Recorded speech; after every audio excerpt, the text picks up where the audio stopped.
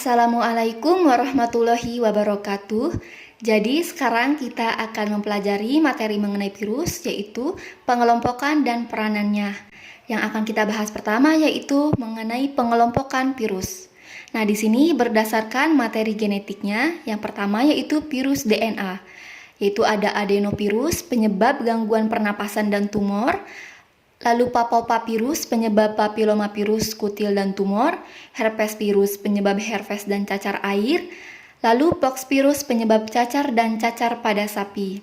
Lalu ada kelompok virus RNA yang pertama, reovirus penyebab diare, filovirus penyebab Ebola, flavivirus penyebab demam berdarah dan hepatitis C, orthomyxovirus penyebab influenza, paramyxovirus penyebab campak dan gondongan, rhabdovirus penyebab rabies, retrovirus penyebab AIDS dan leukemia, lalu coronavirus penyebab gangguan pernapasan atau SARS. Nah, lalu ada peranan virus.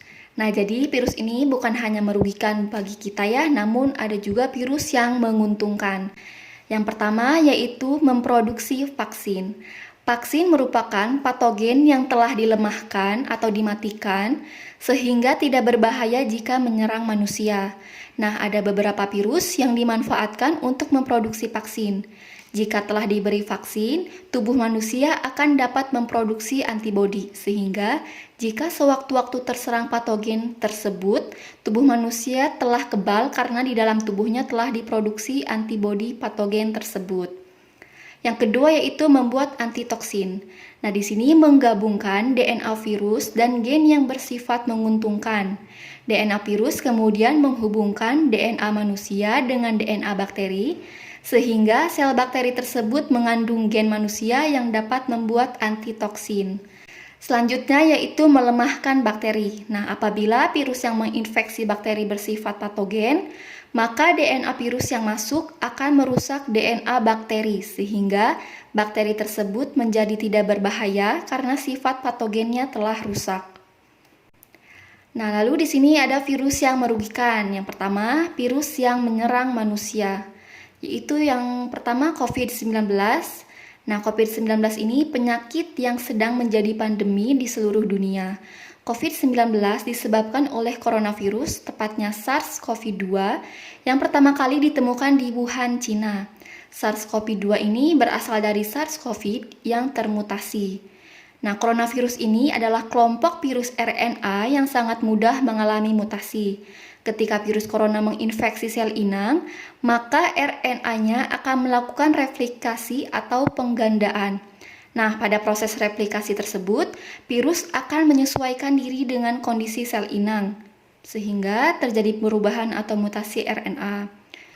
Mutasi yang terjadi pada RNA virus tersebut akan menyebabkan perubahan sifat pada virus-virus tersebut, yang tentunya akan menghasilkan penyakit dengan gejala yang berbeda, dan tentu saja penanganannya pun akan berbeda. Selanjutnya yaitu influenza. Nah, tentu ya kita semua pernah terserang penyakit flu ya. Jadi virus ini merupakan virus yang menyerang saluran pernapasan. Lalu ada cacar. Cacar ini menginfeksi manusia melalui saluran pernapasan bagian atas dan menyebar melalui darah, yang akibatnya virus diam di dalam kulit dan menimbulkan gelembung-gelembung kecil. Nah, lalu ada Ebola. Di sini penyakit yang disebabkan oleh virus Ebola yang merupakan anggota keluarga pilovirus. Nah, penyakit ini dikenal dengan Ebola virus disease atau yang disebabkan pendarahan pada usus besar, paru-paru, hati, kerusakan ginjal, dan penurunan trombosit secara drastis. Lalu ada AIDS, di mana ini tuh penyakit yang disebabkan oleh infeksi virus HIV, di mana virus HIV ini dapat merusak sistem kekebalan tubuh, dan kerusakan sistem jaringan tubuh ini bersifat permanen sehingga tidak dapat melindungi tubuh dari infeksi atau jenis kanker tertentu lainnya. Jadi serangan virus HIV ini dapat menimbulkan kematian. Selanjutnya yaitu demam berdarah yang disebabkan oleh adanya infeksi virus dengue, di mana virus ini ditularkan oleh gigitan nyamuk Aedes aegypti, di mana infeksi virus dengue ini menyebabkan turunnya jumlah trombosit atau pembeku darah dalam tubuh penderita demam berdarah. Nah, jadi penderita yang telah parah akan mengalami pendarahan pada organ-organ tubuh yang berakibat pada kematian. Selanjutnya yaitu virus yang menyerang hewan. Yang pertama di sini ada Newcastle disease, merupakan penyakit tetelo pada unggas seperti pada itik dan ayam. Yang kedua, H5N1 virus, merupakan flu burung yang menyerang unggas, yang pada akhirnya ini dapat menyerang manusia karena mengalami mutasi.